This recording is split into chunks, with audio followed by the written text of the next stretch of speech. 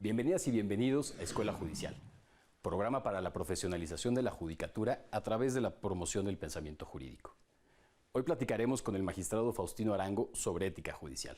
Acompáñenme, comenzamos. Faustino Arango Escames estudió la licenciatura en Derecho en la Universidad Cristóbal Colón en Veracruz. Es maestro en Derecho Constitucional y Amparo por la Universidad Iberoamericana y doctor en Derecho por la Benemérita Universidad Autónoma del Estado de Puebla. Tiene una especialidad en Derecho Constitucional por la Universidad de Salamanca en España.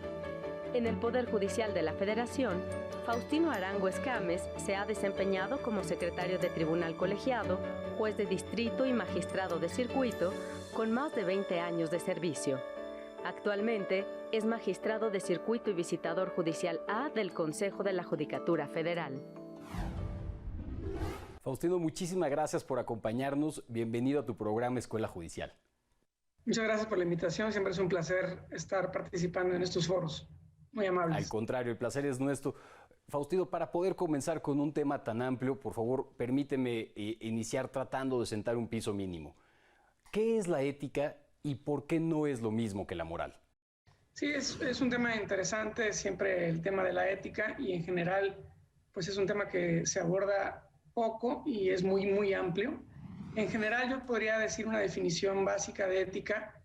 Es una rama de la filosofía que realmente tiende a regir la conducta del hombre en su interior, es decir, discernir el deber ser de lo que es lo bueno, lo que es lo malo. De hecho, viene del vocablo ethos, que es un vocablo griego que significa honestidad y credibilidad. De modo que básicamente el ser humano tiene un discernimiento propio, natural, de lo que es lo bueno y lo malo, o bien lo correcto y lo incorrecto. Eso es lo que se basa, digamos, el decir de una ética en cualquier persona. Ahora, una diferencia de la moral es que está apartada de cualquier juicio social de valor. Por ejemplo, para nosotros puede ser bueno tomar café y es correcto, pero en otras sociedades eso puede estar prohibido y es inmoral. De acuerdo. Para algunas sociedades que la mujer tenga la cara destapada o descubierta es inmoral, pero no necesariamente tiene que ser eso no ético. Entonces no tiene que ver con juicios de valor sociales, tiene que ver con un ser interior de cada persona, de discernir lo bueno de lo correcto y lo incorrecto. Existen algunas posiciones, Faustino, que hacen precisamente la referencia de la ética, a diferencia de la moral, pues precisamente como este espacio intersubjetivo donde se generan acuerdos, se dialoga. En ese sentido, ¿cuál es la diferencia entre la ética y otras experiencias normativas, como por ejemplo las obligaciones jurídicas? Bueno, la ética de entrada tiene valores básicos fundamentales y principios que podríamos decir universales, que se aplican en general a cualquier rama del derecho o en cualquier rama de la profesión o en cualquier rama de las labores de cualquier persona en un trabajo determinado. Ahora, Manuel Atienza, por ejemplo, siempre dice que la ética es única y última. Última porque no hay nada más después de la ética. Una vez que yo decido lo que es correcto o lo que es bueno de lo malo, no hay nada más posterior a eso, dependiendo en el ámbito de aplicación en el que estés. Y es única porque es una rama que realmente tiende a ser universal, aunque puede haber sus variantes de universalidad. Claro. Ahora, yo en lo particular considero que un atributo importante es tener principios y valores determinados en una normativa, aun y cuando no sean sancionables. La ética tiene como característica que puede ser sancionable o no puede ser sancionable. Si no tiene una norma sancionadora, la sanción viene de un ser interior, es decir, de una reflexión interna de cada sujeto. Faustino, en ese sentido, y ya aterrizándolo entonces a nuestro tema, ¿qué sería la ética judicial? La ética judicial, ya aterrizándolo, digamos, a un tema jurisdiccional, sería la forma en que un determinado sujeto, servidor público judicial, aplica su razonamiento interno y decide hacer lo bueno sobre lo malo y lo correcto sobre lo incorrecto. Es decir, es una rama de la filosofía en lo general, tendiente al discernimiento interno de una persona, pero aplicado a los menesteres o a los menesteres judiciales o al quehacer jurisdiccional. Aun y cuando, pues en realidad, se está pensada mucho la ética judicial para jueces, para magistrados, para ministros de la Suprema Corte, para gente, digamos, de un cargo mayor, en realidad la ética judicial viene desde abajo y yo considero que aplica a cualquier servidor público judicial de cualquier tipo de categoría. Faustino, en ese sentido, ¿considerarías que la ética judicial es la rama práctica de la ética en general? Sí, me parece que la ética judicial es la herramienta principal para poder decidir el derecho en las resoluciones jurisdiccionales de una manera lo más apegado a alcanzar un valor de justicia. De acuerdo. Yo siempre he sostenido que los tribunales, la Suprema Corte, no se llama Suprema Corte de Legalidad de la Nación, ni los tribunales de los estados se llaman Tribunal Superior de Legalidad del Estado de Sinaloa o del Estado de Veracruz, sino siempre dice Tribunal Superior de Justicia de un estado, Suprema Corte de Justicia de la Nación. Entonces, lo que hay que buscar en la aplicación de la ética aterrizada al ámbito jurisdiccional es que todo lo que decidamos sea lo más apegado a la justicia, no tanto a la normativa cuando ésta no dé una salida justa, sino por eso entramos los jueces, los juzgadores, operadores del derecho para interpretar las normas y darles un alcance que tenga que ver a la solución del caso concreto en un ámbito justiciero. Faustino, una pregunta nada sencilla, pero que te pediría que respondiéramos pues más de un sí o un no. ¿Consideras que existe una ética judicial universal? ¿Hay una ética judicial general aplicable en todos los espacios donde se decide el derecho en este sentido? Sí, parcialmente y no en su totalidad todavía. De acuerdo. Faustino, vamos a una breve pausa. Regresamos en un momento. Les pedimos, por favor, que no se desconecten. Acompáñenos. Esto apenas comienza. Es Escuela Judicial. Regresamos.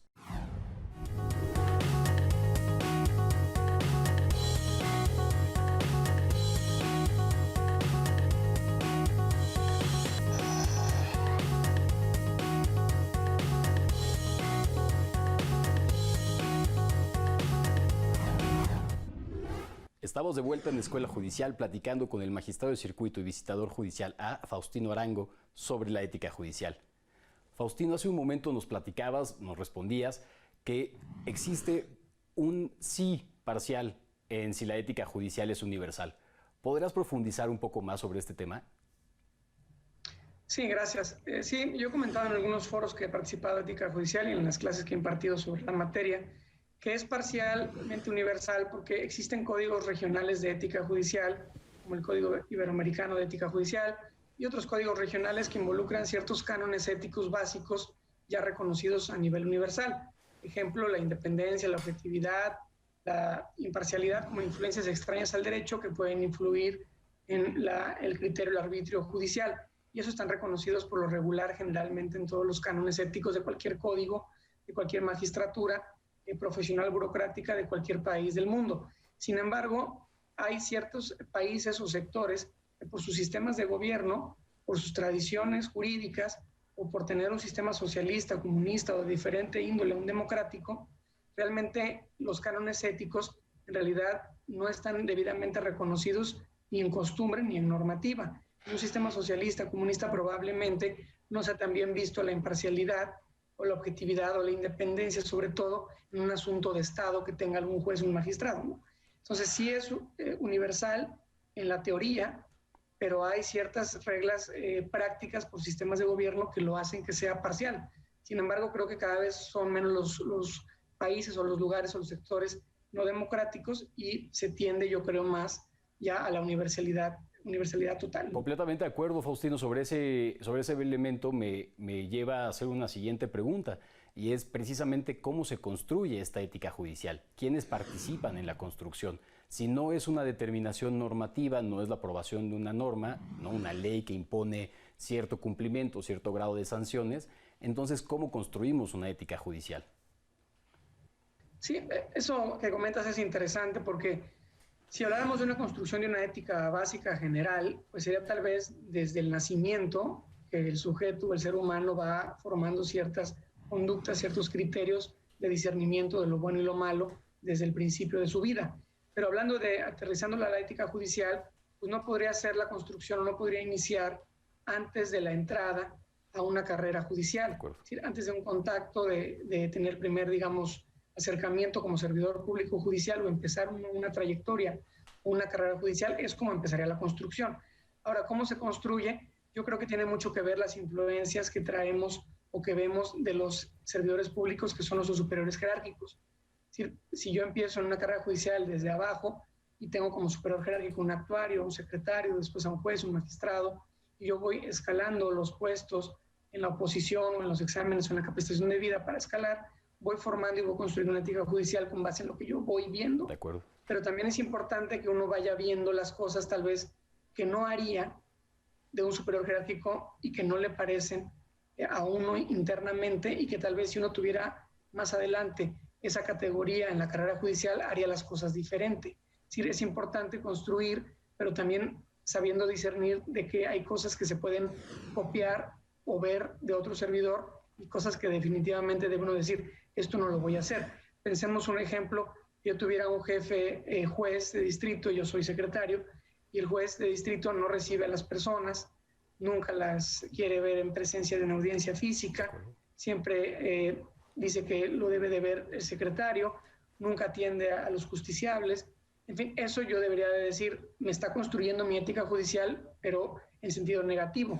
Yo cuando yo sea juez de distrito sí voy a recibir a las personas, sí las voy a escuchar y sí las voy a atender debidamente, no importa que sean temas sencillos o complejos, pero el judicial merece un servicio público completo.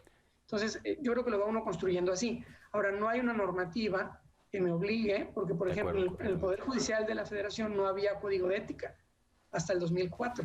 Sin embargo, antes del 2004, todos los servidores públicos del Poder Judicial de la Federación sabían que tenían que seguir ciertos cánones éticos de independencia, objetividad, excelencia, profesionalismo, y, en fin, humildad, servicio público, etcétera. De acuerdo. Los que ahora están recogidos en el Código de Ética. Sin embargo, creo que es importante que haya ciertas normas base que nos vayan orientando de lo que se considera los cánones básicos éticos a seguir y lo que no se debe de hacer. Por ejemplo, permitir invitaciones a comer de abogados litigantes, o cuestiones de ese tipo, van mermando la ética, aunque no esté escrito. Si está escrito en un manual o en un decálogo o en un código, pues nos sirve como orientación. Y lo mencionabas inclusive al inicio de este bloque. El contexto es entonces también un elemento muy importante en la construcción y en la edificación de la ética. Faustino, vamos a una brevísima pausa. Regresamos en un momento. Por favor, no se despeguen. Acompáñenos a conocer esta pequeña reseña bibliográfica que hemos preparado para ustedes para que continuemos creciendo nuestra pasión y nuestro gusto por el pensamiento jurídico. Regresamos en un momento. Es Escuela Judicial. ¿Te has preguntado qué sucede si dos tribunales resuelven asuntos similares con criterios jurídicos diferentes? A esto se le conoce como contradicción de tesis y existe un procedimiento para determinar cuál es la tesis o criterio que debe prevalecer. Así se va conformando lo que se denomina jurisprudencia. Si quieres conocer el concepto de jurisprudencia, échale un vistazo a la obra de José Saturnino Suero Alba, Contradicción de tesis jurisprudenciales. A través del análisis de los criterios jurídicos que emite la Suprema Corte de Justicia de la Nación y sus salas, podrás entender cómo fueron establecidos. Cabe destacar que esta obra fue escrita en 2008, antes de la reforma constitucional en materia de derechos humanos. No obstante, la Escuela Judicial la considera una valiosa aportación académica para el análisis de los antecedentes históricos y la consolidación de la jurisprudencia en México durante los siglos XIX y XX. Consulta la versión electrónica, disponible en la Biblioteca Felipe Tena Ramírez de la Escuela Federal de Formación Judicial.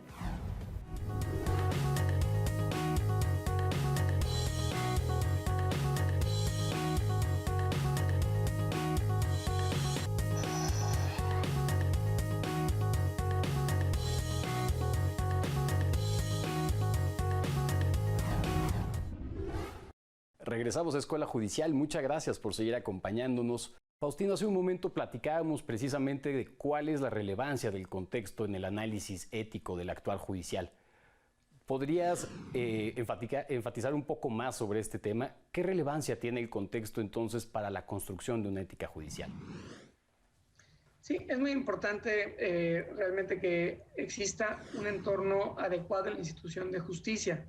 La ética, en mi opinión, tratándose del tema judicial, es externa y es interna. De acuerdo. Los servidores públicos judiciales debemos de guardar ciertos cánones básicos en nuestra conducta y comportamiento al exterior del órgano jurisdiccional. La gente deposita su confianza en la institución de justicia y por tanto los operadores de la institución de justicia, que seríamos los servidores públicos judiciales, necesitamos tener también un reconocimiento de nuestra conducta y comportamiento fuera del órgano jurisdiccional. Pero también la ética tiene esa dualidad que se aterriza en un contexto de la aplicación del derecho en los asuntos, es decir, en la emisión de resoluciones y de sentencias. ¿Cómo se aterriza? Como decía yo hace rato, tenemos que buscar siempre impartir justicia en el caso concreto.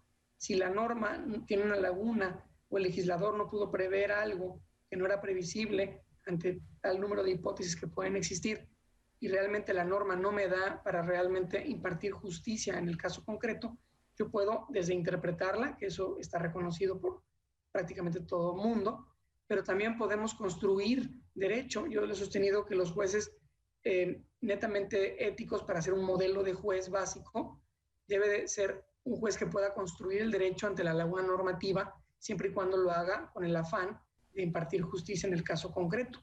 Pensemos un recurso que se desecha, pero que no prevé la prevención, sino que se desecha de plano. La prevención es una figura que permite decirle al recurrente, te faltó este requisito, subsánalo y te lo puedo admitir. Si no hubiera prevención, yo puedo construir el derecho buscando la prevención. Es decir, hay principios generales del derecho que se pueden aplicar, pero también principios éticos que ayudarían a aterrizar el caso concreto, a dar un valor justiciero en un contexto real. ¿Sería entonces uno de estos principios generales del derecho que pueden aplicar también como principio ético el principio pro persona?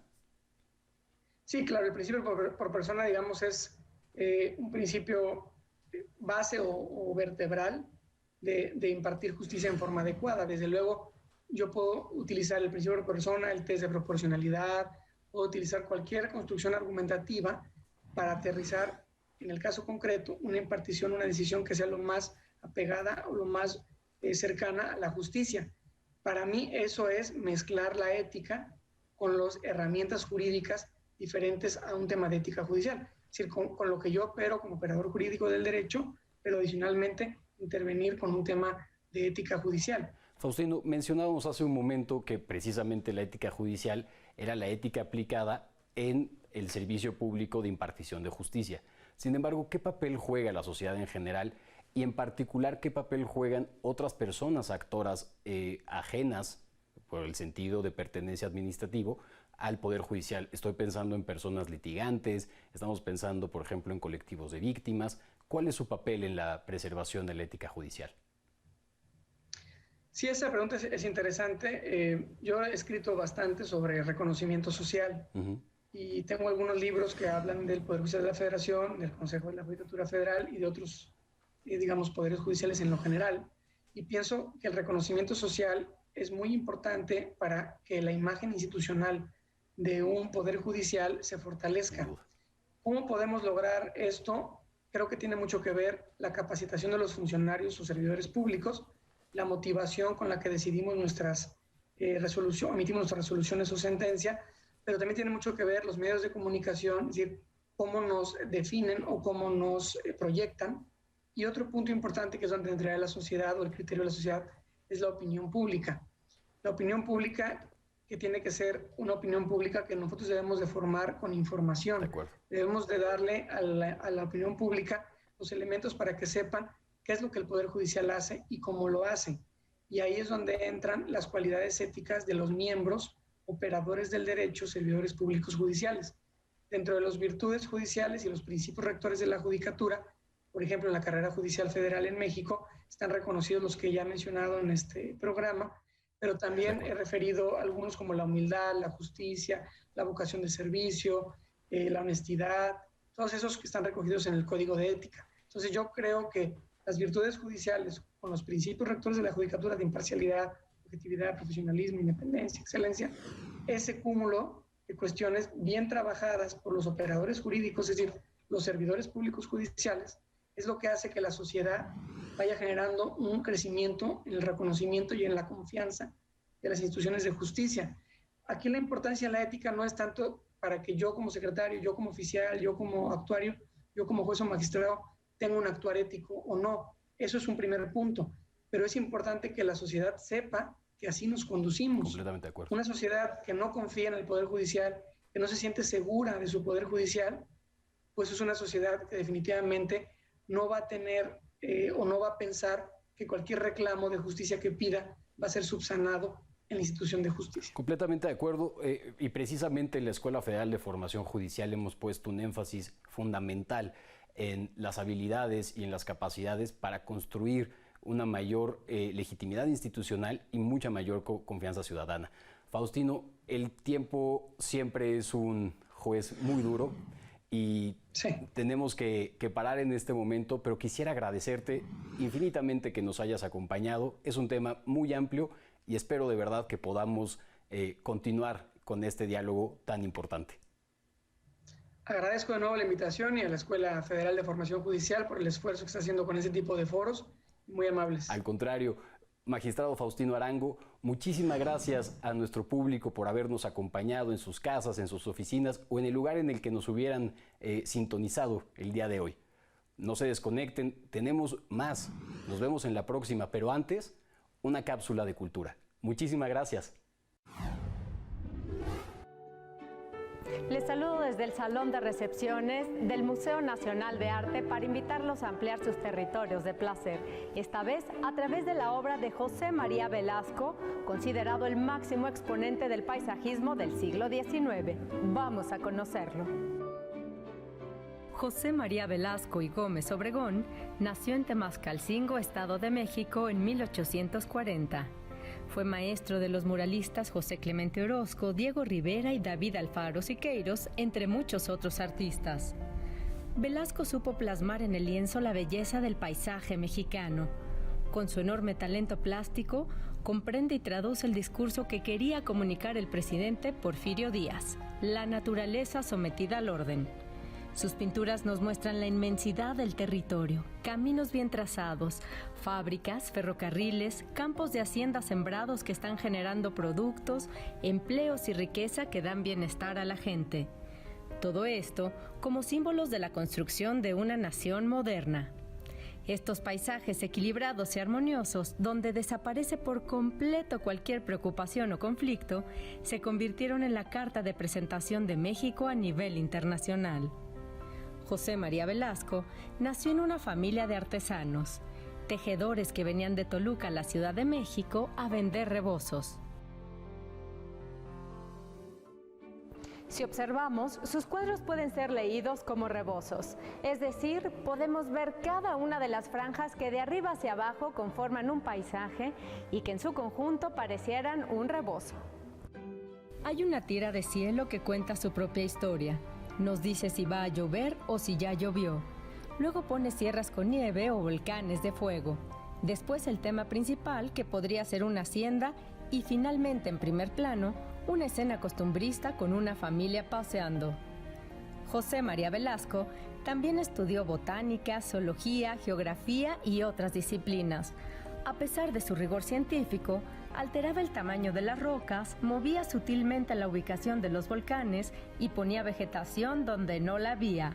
Gracias a esas decisiones, sus famosos paisajes se ven más animados. Octavio Paz escribió que el equilibrio de su obra, la sobriedad arquitectónica y los ritmos austeros recordaban la precisión de ciertos poemas mexicanos. Su pintura, según el Premio Nobel, no es triste ni alegre, sino simple y profunda. Velasco es uno de los 10 artistas mexicanos cuya obra está catalogada como monumento artístico de la nación.